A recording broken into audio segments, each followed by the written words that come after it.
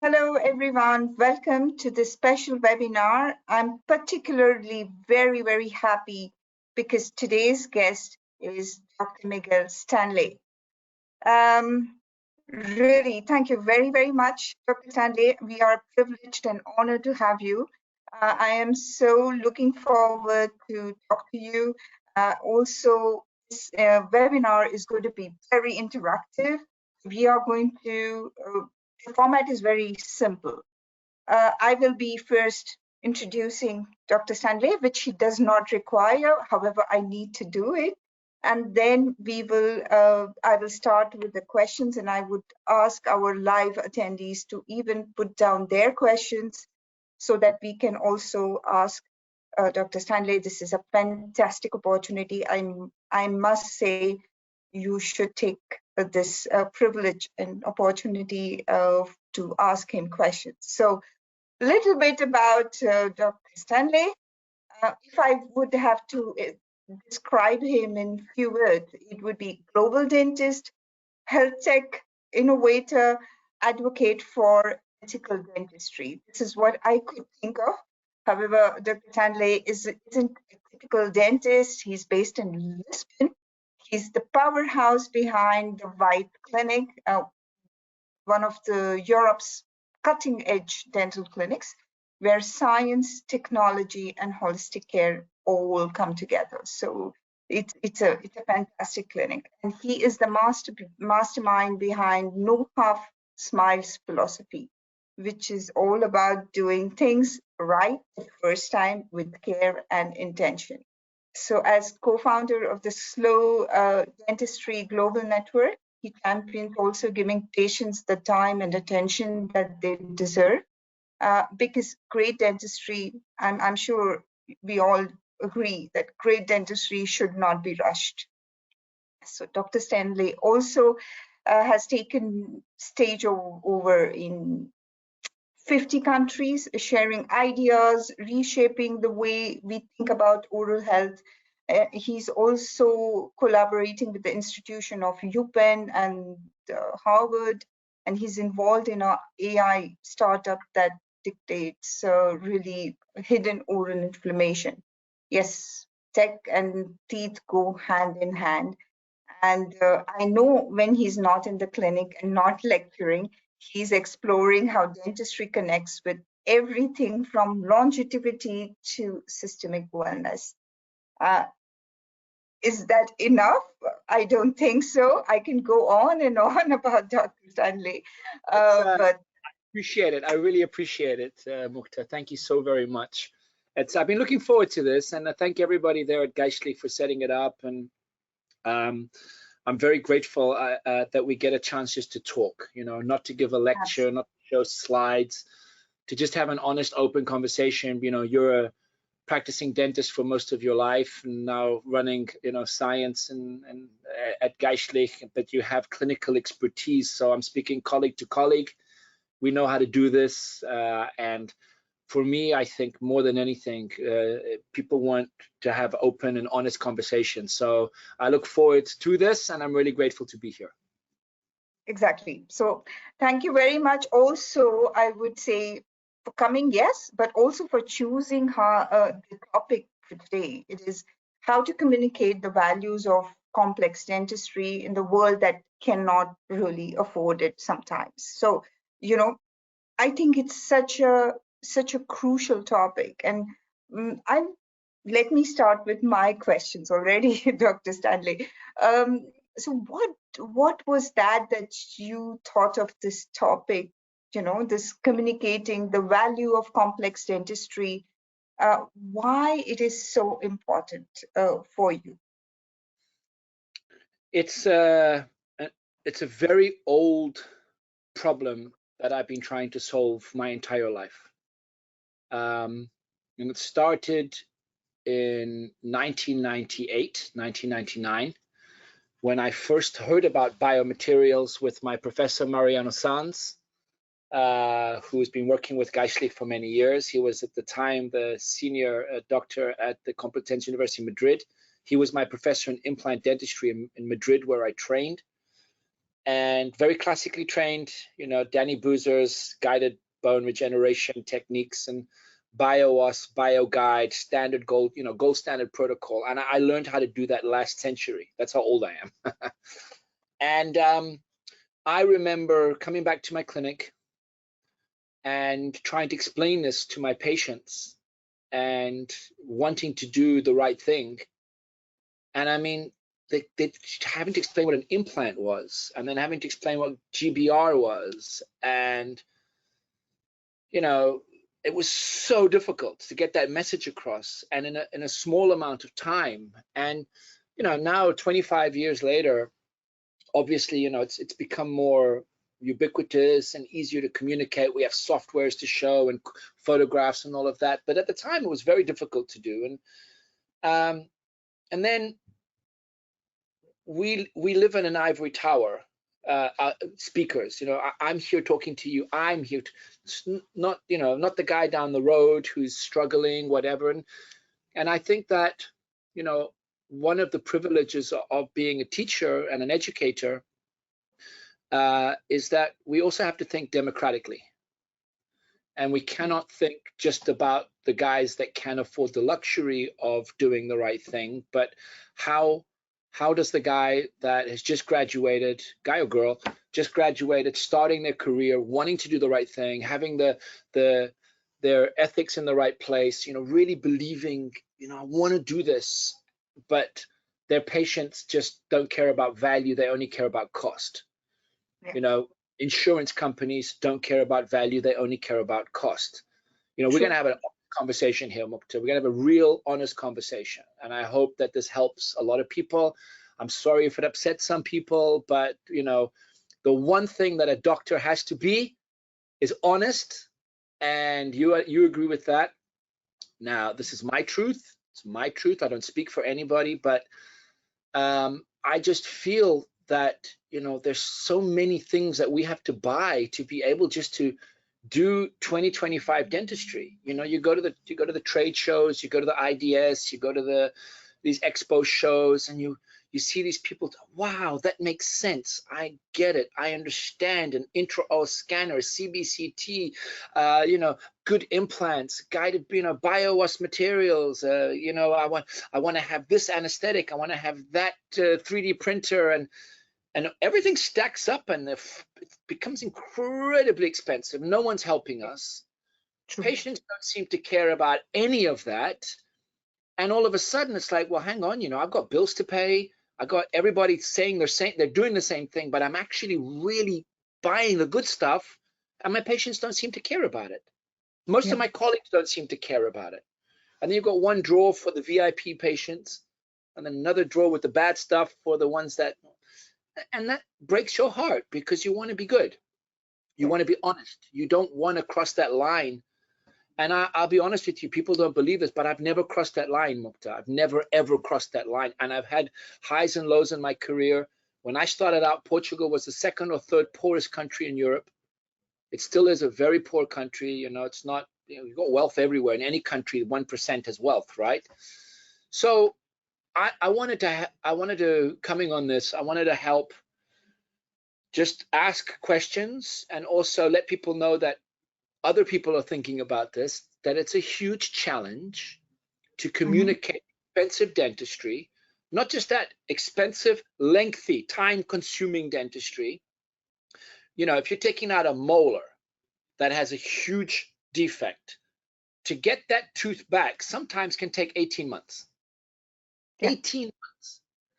Extraction, let it heal. Go back in, sinus lift, graft, let it heal. Maybe some failure, maybe graft again. Then place the implant, then wait another 4 or 5 months, then do the soft tissue modulation, then place the crown. And sometimes just as you're talking the crown in, the implant rotates on itself because it didn't integrate, because it wasn't. And you're like, this is the worst thing that can happen, and you did everything right and you still fail. And who's there to hold your hand? Geistlich, the big companies? No one. And you're getting pounded by the economy, pounded by your patients, pounded by the competition, and it breaks your heart, and you've been there because you're a clinician. And So I just thought that we should have an honest conversation about this, you know, because I went to the IDS in Cologne, and I'm a big fan of honest companies that actually deliver products that are what they say it is.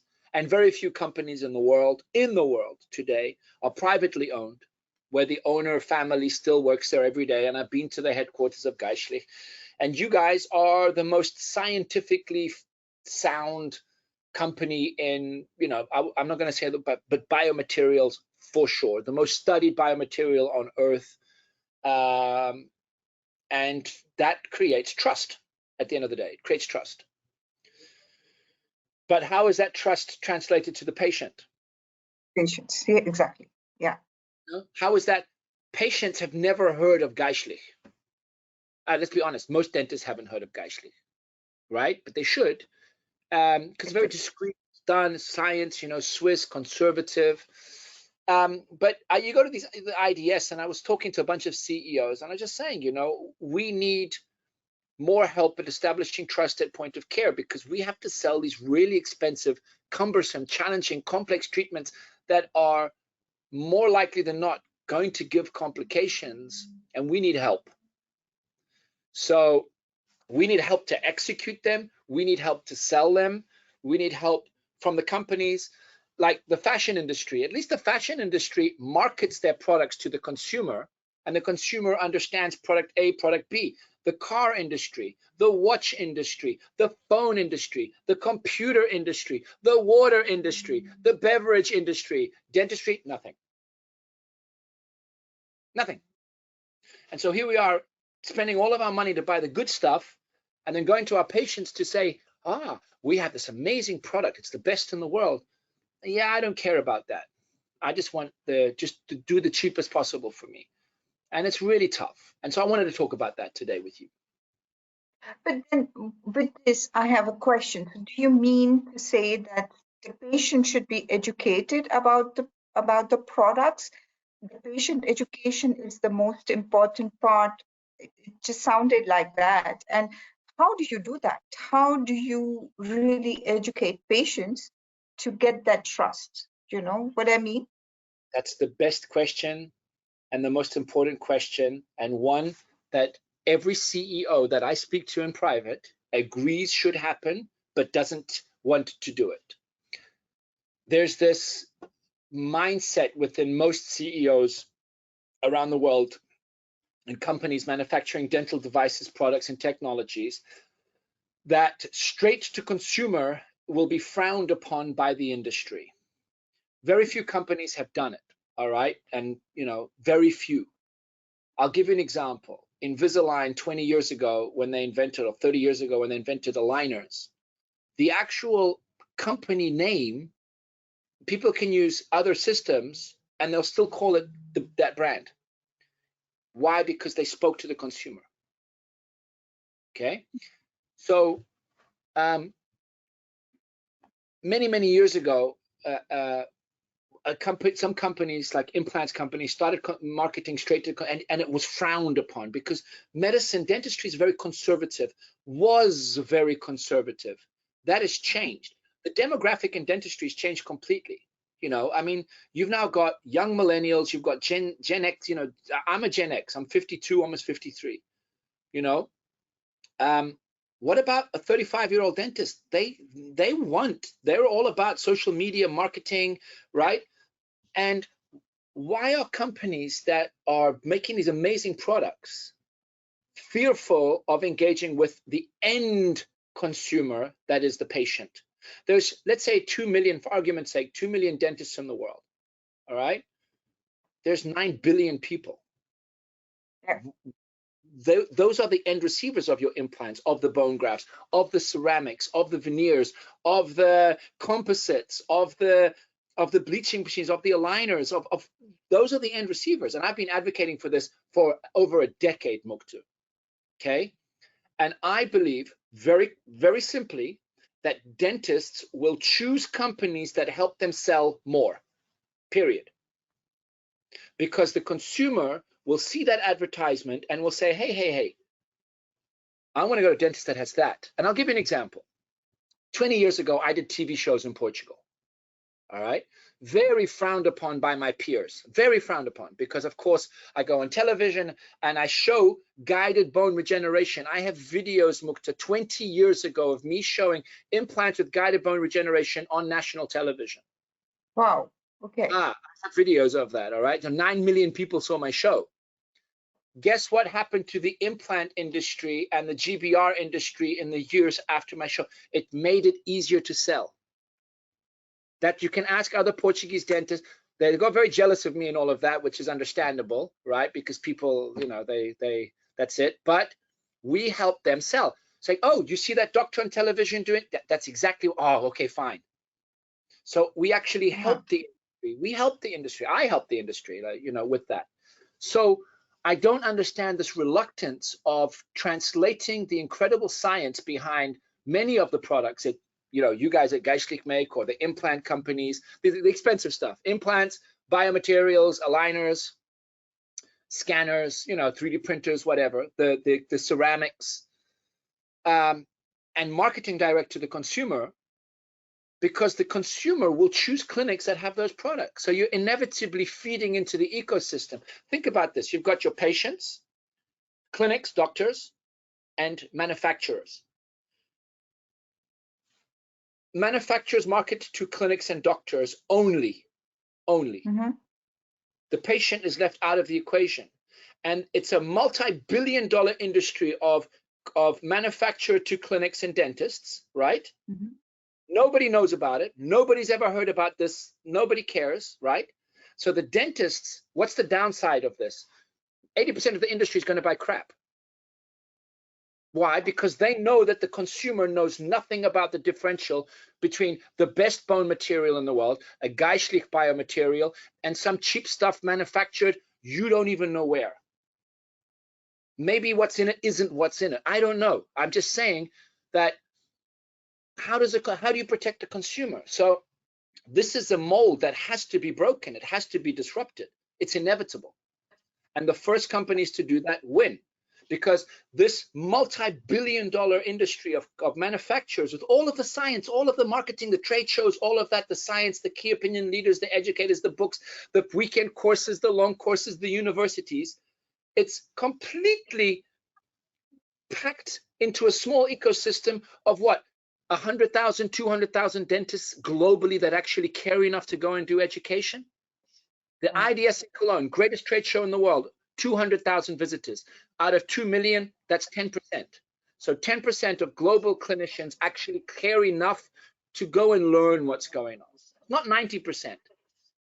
All right, so my question is, why are we not helping dentists that go out of pocket to buy the good stuff to sell and communicate their treatments better? I think it will be beneficial to everybody, you know, and dentistry is no longer dictated by the professors at schools, at universities. It's dictated by clinicians that have thousands of Instagram followers. I'm just saying, that's just a reality, and we need to adapt to the new way that things are done. Yes. Because what's going to happen is you're going to get dentists with influencers with a lot of that have no science supporting them. So I think that the companies need to get in there and support the good guys and educate, so that the consumer at the end of the day knows the difference between a good product and a bad product. So when they go to a dentist, they're saying, no, this is amazing. The patient goes on ChatGPT, even on ChatGPT. No, it's not. Yeah, true. Now it's really so easy to find out what's good, what's bad, in fact. However, I would like to take one question from the audience, that it says that the dental industry failed trying to market their products to the patient directly, which is Noble Biocare as an example, is the question. So that's what the person wanted to say. Yes. To the best of my knowledge, that was done in 2005, 20 years ago. Okay. That was before social media, before everything. And it didn't go well. And everybody's, oh my God, it didn't go. That was 20 years ago. Get out of it already. Move forward. I predict, and this will have a timestamp on it, the first biomaterial companies, the first tech companies that start marketing straight to the consumer will win big in the next decade, period, because they will help establish trust. I wrote an article on this on the Dental Tribune, or I don't, yeah, I think so. And it's that we need to establish trust. What's the currency of trust? Yep. How do consumers know if product A is better than product B? Not dentists. Let's be realistic here. Most dentists are going to buy the product that will give them the result. And even if you think even more than that, at the end of the day, 90% of dentists don't buy their products. It's the company that owns the network, you know, DSOs in America, these network clinics in Europe. It's an investor, it's a group of people that buy the product. So they'll say, okay, we've got to buy 20,000 implants a year for our network. You think they're going to buy the most expensive, best back? No, of course not. They're going to buy a good one, hopefully. That's, you know, negotiate a bulk price. This is business, right? So most dentists actually that practice in these groups don't have a say in the biomaterial that they have to do. And I'm sure you've heard about these stories, Mukta, that, you know, the company says you have to use this biomaterial, and they actually go out of pocket and buy better products to use for their patients. You know that this is happening. So I just think, look, I don't need to be nice or whatever. I see what I'm seeing and I'm hearing what I'm hearing, right? And I think that, again, there's a lot of evidence in science that shows that some products are better than others. And it doesn't mean that cheaper ones are bad. It just means that you can't charge high for a product that's cheap. And the consumer, especially with AI now, I mean, let's face it, ChatGPT, I'll take a photograph of a product. What's the selling price of this product? How soon do you think it is before 35 millennial patients, you know, between 30 and 40, are going to start, oh yeah, doctor, let me just take a photograph of that and ask ChatGPT. You actually think that's not going to happen? So I don't see why companies are not getting ahead of that, right? And getting in front of this. And I just think that the days of this closeted, quiet, discreet interaction between the industry and dentists and dental clinics has to be, we have to put spotlights on this, and we have to flood the market with the science, with the evidence, with, you know, and communicate with the global community. Because, you know, if you want to connect dentistry to healthcare, we also need better marketing as a industry as total. It's so insular, you know. We need to get that information out there. Absolutely. I think all the good companies need to get together and start getting over this don't speak to patient, you know, because every dentist sooner or later becomes a patient, right? You're a patient, I'm a patient. Absolutely. So patients can't grasp complex ideas. It's a bit rude, you know. I think patients are smart. Absolutely. But there is also one point that I used to face that, you know, the patients always have some kind of priority. They have just bought a, you know, house, or they want to go for some expensive holiday, or something is coming up and they do have some other commitment, financial commitment, and they still have a problem, a dental problem. And then what they tend to do is they postpone the treatment, as simple as that. How do you really tackle such kind of problems? That, you know, how do you convince your patients to really say, no, you know what, this is what it is, right? Even if you have something coming up. That's a great question. This is the right thing for me. Yeah. I don't convince them, I educate them. And if you have to convince a patient, no. So the first appointment is critical here. You see, a dentist, an oral physician, on your first appointment, you are the architect of that conversation. And more than being a salesperson, you need to be a teacher. So instead of convincing them to do a therapy, you have to educate them on what that problem is going to cause to their oral issue, to their systemic issue. The evidence of oral systemic connection is growing every single day. You know, an infection in the mouth doesn't stay in the mouth, it goes into the body. We now have mounting evidence of its connection to Alzheimer's, to cardiopathies, to diabetes, to cancer, more and more, right? What makes it more difficult for us is that somebody pulled a magic trick and convinced humanity that if there's no pain, there's no problem. And so obviously, you know, if you have a pain in your thumb, you get it treated quick because it's painful. But toxic, old, outdated, infected teeth cause no pain. And so you can chew on it. You're like, ah, yeah. So there's two types of patients. The ones that don't care, and you can educate them and they still don't care. I refuse treatment. So Okay. I think patient-doctor relationship is like a love affair. Both people have to come to the relationship wanting it, caring it. The patients also have to be good patients. They want to be curious. They want to be improvement, right? So, you know, maybe patients that only go when they're acute abscesses, or, you know, they also need help. I get it, but you also get to choose the kind of doctor you want to be, you know. So with that said, I would argue to patients that don't want to do it, that are always, just educate them and give them an example like a house. So if you have a blocked sink or a blocked toilet, all right, and it's leaking, now it's just a little leak, it's not a problem, you can go in the morning and you can mop it up.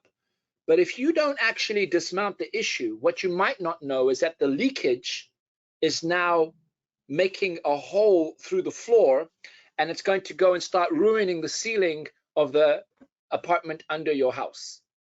And then one day, because you've decided to ignore it, because it's not a big problem, you thought, because you didn't get that early diagnostic, because you didn't want to pay money to the builder to come and check it, you get a phone call one day that the ceiling has collapsed of your neighbor's house. Now you have to fix his roof, act as your insurance, move out of your house for a month, go and live in a hotel. All of this disruption because you decided to delay something that was simple.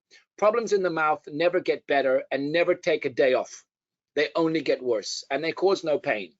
So how do you do this in a first appointment that is 10 minutes long without a CT scan or without proper aid and assistance? So the length of that first appointment has to be long. It has to be you know. So I think if you want to, I don't like the word convince, but if you want to educate your patients, you have to teach them and you have to educate them. And that's why it brings us back to the first thing. If companies could help us with this, it would be amazing. You know, just, hey, watch this video and I could go do something else, but they don't exist. Those videos don't exist. And you don't sell your patients, you educate them, you talk to them about, look, if you don't want to do it now, fine. But if you do it next year, it's going to be more expensive. You know, fine. You just won't be able to put an implant in. The bone will be gone. And you're not lying. That's absolute, you know, evidence-based facts. Everybody knows that problems get worse over time. So no convincing, educating. Fantastic. I really like the way you put it up. Really nice. And it actually, while we were talking, there is one question which came up exactly about that how to communicate with the patient about the material that we use. I think you answered it already, that, you know, if there are videos to educate our patients, you know, what we are going to use, it would be helpful. There's another question with the same thing, same person, is how did the doctor communicate with the patient when he didn't have the case to back up, or he doesn't have a case to show that, you know, I have done this before and after? I think that's what the audience wants to say. Honestly, that's a great question. So not all doctors have the time to take photographs and to document their cases, myself included.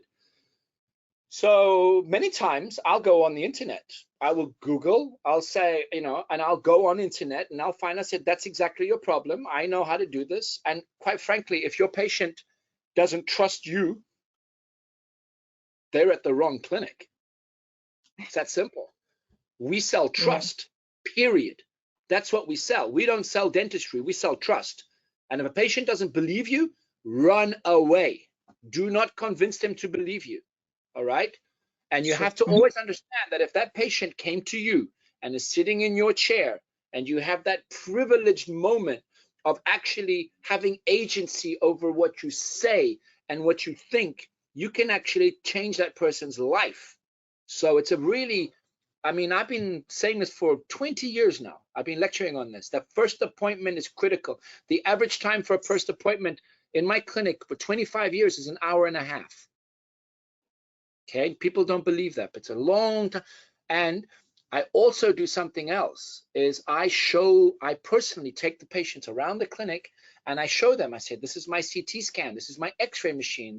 I show them my machines and my technology, and they go, why are you showing me your machines and your technology? I'm like, well, you're going to understand how much money I spent on giving you the best dentistry in the world. It's called creating a stakeholder. A stakeholder is somebody in the ecosystem that understands the value of the ecosystem, and so that they understand the cost of things. You know, and I tell patients how much things cost me. This scanner cost me 25,000 euros, not the 6,000 euro one. This bone BioOS cost, you know, whatever. This implant cost this much, and they can double check that with ChatGPT, right? And so you make them your partner, not your client. A client criticizes cost. A partner helps establish further solutions. So how do you turn this person in front of you into your student, your fan, your partner that wants to build something with you? Storytelling. And if you don't have the cases, go find them online. Fantastic. So there's someone who's written that I'm a dentist by background, and I'm finding this discussion very insightful. Also, this person would like to get the thought on the concept that I've been exploring, an ambient AI scribe that generates structured GDPR compliant clinical notes from real-time conversation. Something of that sort, and then while also providing the contextual prompts to clinicians, doing actually, sorry, let me just read it out to you properly. While also providing contextual prompts to clinicians during history taking. One additional layer is generating parallel summaries in lay language tailored for patients' understanding. In your view, could a system like this improve the clinical efficiency and patient update, particularly in setting where patients may struggle to grasp the clinical details?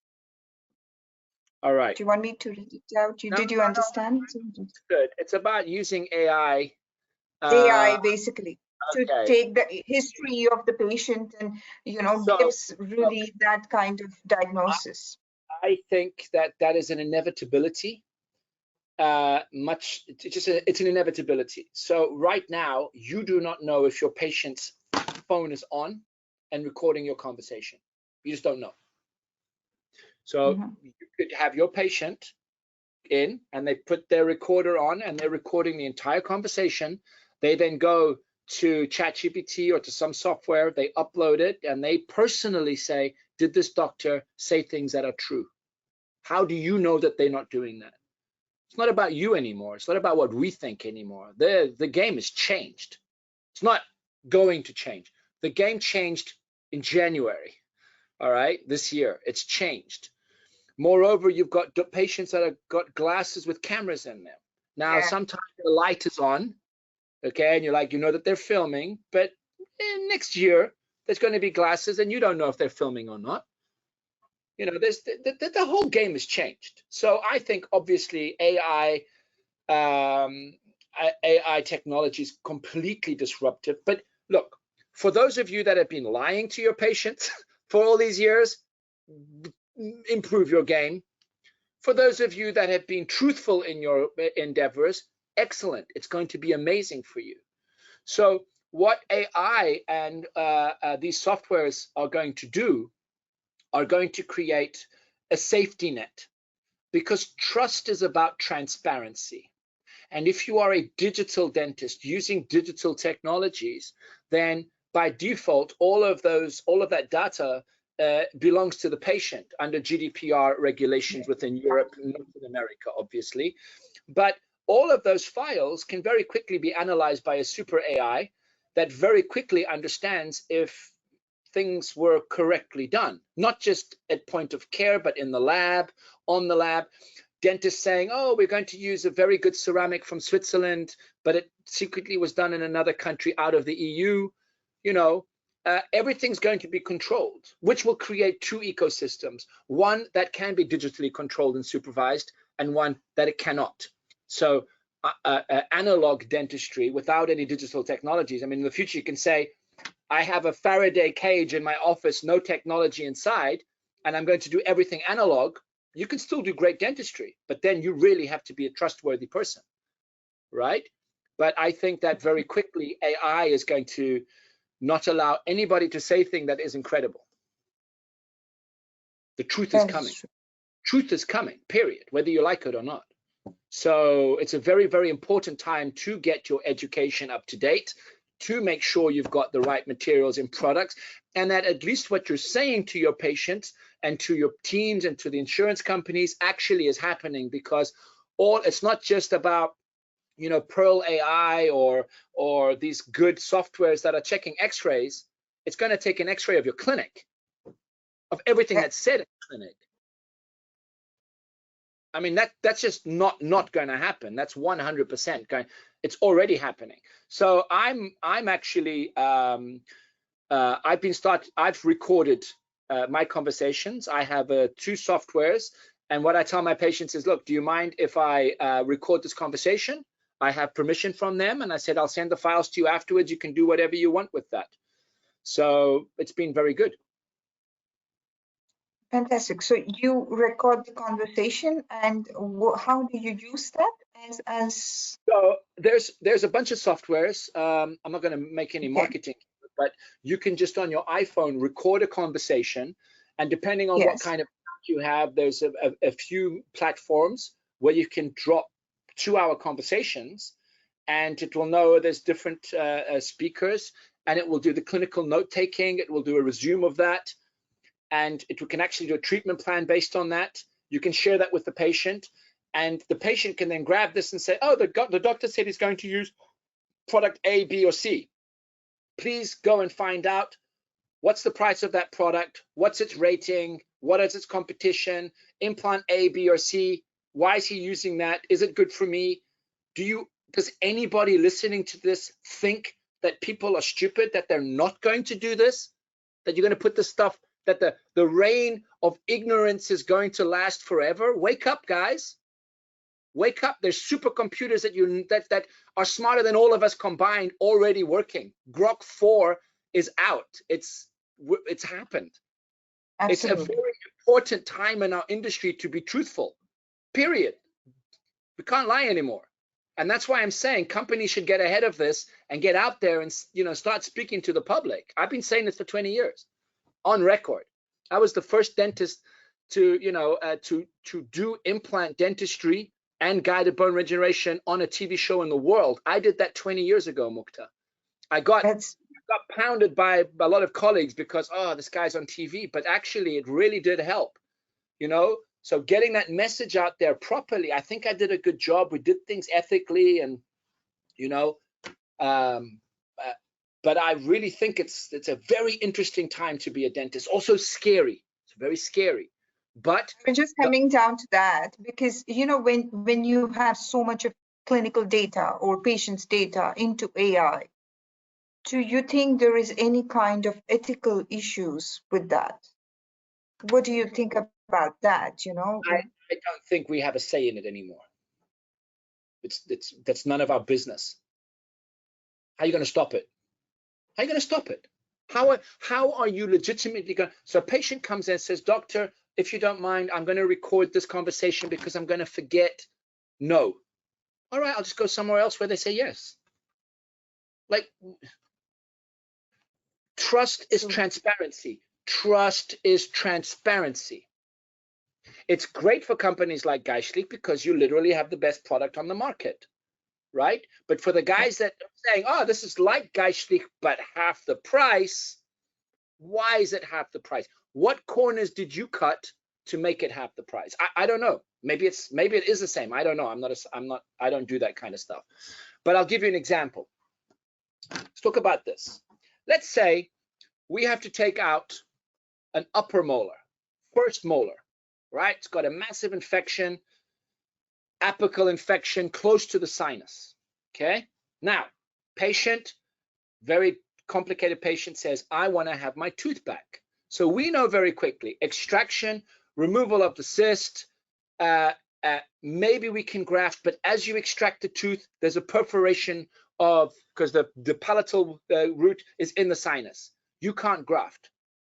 Can't graft. So maybe you put some PRF in, maybe you don't, right? Put a membrane over or not. But if you're going to follow Danny Boozer, then what you do is you just close it, you wait 7 weeks, then you go back in. Membranes reform. You do a sinus lift, you raise the sinus, you do your grafting, you place your implant, you suture it, you wait another 5 months or whatever. Then you have to do soft tissue modulation, maybe a bit of FibroGuide, get some nice connective thick tissue there. I love FibroGuide, by the way. And then, you put your abutment, soft tissue modulation, you do a try-in, you do a temporary, you do your final zirconia crown. That's the gold standard. Now, that's going to cost the patient, let's say for argument's sake, 5,000 pounds or euros or 10,000 euros, whatever. Let's say for argument's sake, 10,000 euros. Patient's like, for one tooth? But everything I just said is what we know in the evidence for 25 years. How the hell? Now, people that know what I'm talking about know what I'm talking about. And Yes. we haven't contemplated bone graft failure, sinus fenestration, complication, implant not taking, gum recession, having to do connective tissue graft. We haven't even contemplated those mistakes. And sometimes after 4 months, you load the implant and the implant fails. Who's helping you when those things go wrong and you did everything right? Damn hard. Now, I'm going to do the gold standard protocol. I'm going to work with the best implants. I'm going to work with the best bone grafting material. I like to work with implants that are clean implant certified. Currently, I'm working with a Contact S Plus implant from Biotech. It's clean implant certified, grade 4 titanium. It's very good for these immediate loading cases. I'm also working with some ceramic implants, a very, very interesting time for implant dentistry. But where am I getting at? So you have to use a good implant there. Now, you do everything right and it fails. But now you've got another clinician who doesn't, took a weekend course in GBR, right? And he's saying, I can do that because the doctor says 10,000 euros is very expensive. I'm going to go to the guy down the road whose website is literally the same as yours. Because who's controlling what we put on the website? I can, interdisciplinary team, professors, the best state-of-the-art technology, all of the things that I can want to say about myself, I can put on the website. There's no double checking. There's no certification of let's stop the BS. You understand what I'm saying? So now that guy says, oh, Dr. Stanley, that guy's crazy. I'll do it for 2,000. Patient, I knew he was full of crap. All right. This is before AI. And the guy, whatever, complications happen or not, maybe he's a genius, I don't know. Who's there? At what corners were cut to make that from 10,000 to 2,000? What was it? Was it the quality of the implant, the quality of the biomaterial, no tissue graft? What steps and who dictates what corners you cut to make things cheaper and faster? Where's the science behind that? Because I go to all these lectures and we hear gold standard, gold standard, gold standard. Gold standard is damn expensive and time costly and difficult to do. And you do it by yourself and you have to be a superhero, do magic things with nobody knowing you're doing it. And that's what I call superhero dentistry. Because superheroes save lives and nobody knows that they saved lives. And that's what a dentist is, because people, not even sometimes your assistant goes, oh, that was cool. But nobody knows what you do. Nobody there to pat you on your back, and the only vector of excellence is likes on Instagram and money in the bank and show off signs like a Rolex or a Porsche. It's a damn difficult job. Yes. And so the bad dentists, the cheap guys, the guys that cut corners are doing somehow, they say it's the same thing, but it's not. And this is the greatest challenge. So AI is very quickly ending that discussion. Now, perhaps the person that only has 2,000 and the dentist that does it for 2,000 is a credible ecosystem, much like motels, 2-star motels. But if you have a 2-star motel and you have the Four Seasons, if I see a cockroach at the Four Seasons, I'm kind of going to get upset. But if I see a cockroach in a 2-star motel, I'm not, right? Because it's all I can afford. And remember, dentistry should be democratic. You can't, right? But a lot of people are doing very cheap dentistry at the cost of what? What corners are you cutting? Why is Geistlich why is there not only Geistlich? Why are there so many other brands out there? Some are good, some are not. And how do patients know the difference? So I think AI is going to read everything, all of the science, and it's going to listen to our conversations. And I wrote an article on this. It's in Dental Tribune. It's my article on artificial intelligence. And what's going to happen is you're going to have a war of AIs. The doctor's AI helping pitch to the patient, and the patient's AI protect them against the lies or the inaccuracies of the doctor's treatment plan. And it will go into the science, and it will understand the market pricing, and the concept of a Google rating will go out the window. And I think it's a good thing, because we need trust in dentistry. We need it. We don't know who to trust anymore. That's Sorry, absolutely it's a bit tough conversation, but that's what we're here to do. super. There's a question that I would like to take. Also, it's very pertaining to what we were talking just now. So do you think I should invest into big picture when I'm alone in this consideration at my location?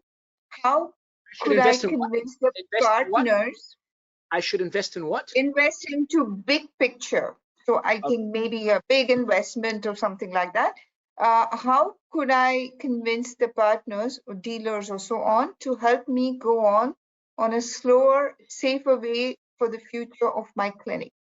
From Slow Dentistry member with financial doubts. Thank you. This is the question. I'm very grateful for that question. All right. Okay. It's a moral dilemma. Okay. And last year, I lectured for the FDI in Istanbul, yes. And yes, I know. They asked me to talk on leadership, what makes a leader, to the young students. And in September, I'll be lecturing for the FDI in Shanghai. I've never been to Shanghai. I'm very excited. They're going to expect 30,000 people. It'll be the biggest FDI ever. And I'm going to be talking on ethics and the moral dilemma of doing the right thing. Now, so I thought about this. We as free citizens in the world, living in democratic societies, we can choose to be a criminal or not. We can choose that. It's a choice. So yeah. I don't have money to pay my bills. I'm going to go rob a bank. Some people think like that. Other people like, I'm going to have 5 jobs. I will wake up in the morning, I'll clean houses, I'll work at McDonald's, I'll serve tables, I'll cut grass, I'll do whatever it takes to put food on the table of my family. There's people like that, right? So there's a bit of everything. In dentistry, that exists as well. Let's be realistic here, okay? So we all learn at university that the dental dam, the rubber dam, which was invented in 1870 something by Sanford Barnum, protects dentine against saliva when you're doing deep restorative dentistry or a root canal, correct? We know that. The problem is it takes about 5 to 8 minutes to set up. Yes. In a clinic that is doing fast turnaround times to keep costs down, that are seeing 25, 30 patients a day, I heard somebody say, I'm not going to say the country, 100 patients a day, right? There's no way in hell that you can put up a dental dam. Now, come out of university with all of these ideals. I'm gonna be the best dentist in the world, and I'm gonna hold this beacon of truth, and I'm gonna follow the science, and I'm gonna be a good person. And then your boss says you have to do 30 treatments a day. By the way, no dental dams. You don't have time for that. Don't worry. Everybody's doing it. Gloves, don't even use the gloves. And skip this, skip that. Doesn't matter. Nobody cares. Some people will take the money and do it, but it's a moral choice. It's a moral choice. Nobody puts a gun to your head and says you have to do it. You have 3 options. Set up a revolution with your partners, convince them, explain to them, educate them, because otherwise it's a race to the bottom, cheaper and cheaper Yeah. and cheaper for dentistry. And, you know, I don't know any successful clinician on earth that has a cheap, low-cost practice. They are all really, and I didn't start out that way. You know, I started in Portugal, and I said no to a lot of bad things. I'm not going to do this. Why? Because there's no evidence on it. And people think that is not BS. That's an honest to God. I had difficulties, man. It was not easy. But there's a moral code here, and there's ethics, and there's evidence, and you do the right thing. And sooner or later, and for Gen Zs and millennials, it's difficult to comprehend time, but success takes time. Coco Chanel said it took her 20 years to be an overnight success. It takes time. I've been doing this for 25 years, every single day, like a fanatic. So the second one is quit your partners and go open a clinic. And instead of wanting to do everything, how about just do one thing really well? Be the best guy at restorative dentistry, or do, you know, whatever it is you do, but just do one thing very, very, very well. Be that guy, that girl. That's one thing. Because a lot of clinics, they want to be like that Swiss Army knife that can do everything. And it's a Swiss company. It's difficult to run, very expensive to manage. You know, you want to be ready to do everything that dentistry has to offer. That's insane. That's like 2,000 different things. It's like you have to have a license to ride a bicycle, pilot a jet, hot air balloon, jet ski, motorbike, you know, supercar, normal car. That's what a modern dentist, a super GP, has to be able to do. Choose one good thing, but do it really, really well. And the third one is quit. If where you live, if where you practice, you can't do the right thing, quit. Go somewhere else. You did it, Rabi, Mukta. You know, you left and you came and you telling me how you did this amazing dentistry. You know, what a privilege. How hard that must have been for you. Wasn't that hard? Very hard. How difficult was it for you to change from your home company to Switzerland, get your license, do all of that to do the right thing? Absolutely. Come on, you know, that's an inspiration. People should be inspired by you, and so many fellow dentists that actually say, no, I'm going to do the right thing. But again, it comes back to the very first question. The industry is not helping the good guy. The industry is not helping the good guys. I think any dentist that goes out of pocket to buy Geistlich, to buy the top brands, to buy the best products should be rewarded publicly for that. These are our global clients. And that's what I try to do with the slow dentistry. It's like, hey, this network of clinicians doesn't see a huge amount of patients, you know, takes the right time to do the right thing. So to the person that wrote that question, look, you know, when people say that dentistry is a stressful profession, suicide rate, stress, anxiety, it only is if you're brokenhearted. If your heart is broken, and your heart gets broken when you're not doing the right thing. Yeah. And when there's a lack of congruence between doing the right thing and making money, and that breaks your heart, because you know at the end of the day you're being a bit of a bandit. You're breaking, okay, I'm not going to use a rubber dam here, and maybe once, okay, but then it starts stacking up and you feel guilty. I mean, and who you have to, because you learned to do the right way, but then you're not doing it the right day for profit. And so it breaks your heart. And I think, you know, dentistry is stressful when you don't have a loving, caring, kind patient that is respectful and understands the value of what you do, that is willing to pay for it, having the right amount of time to execute the therapy under normal circumstances. You have your right armamentarium and the right team to support you. I'm lucky enough, but it took me 25 years to build that ecosystem with great sacrifice, and I'm still making mistakes. Still not perfect. There's still days I pull my hair out. Look at all my gray hairs here. You know, it's a very difficult job. I'm not perfect. Not perfect, man. It's tough. Many days I want to quit, you know, and I treat assholes difficult. It's a difficult job, but you've got to keep on persevering to do the right thing. Absolutely. We are coming to very close to our end of our webinar, but there are many questions, Dr. Stanley. I don't know how many you could take. Go on. I'll keep short answers. I promise. Okay. Let's go. Keep short. Okay, keep it short. One question was shorter. Where do I learn GPR from? Oh, this was the question. Oh my God. depending where you are in the world, again, go. Geistlich is the leading company in the world for guided bone regeneration. Professor Danny Boozer is probably one of the best guys in the world to teach about that. You've got amazing educators all on the platform at Geistlich. Learn from them all. They're all brilliant, brilliant. Follow the Osteology Foundation, and just, there's a lot of free stuff and you can learn from that. Next.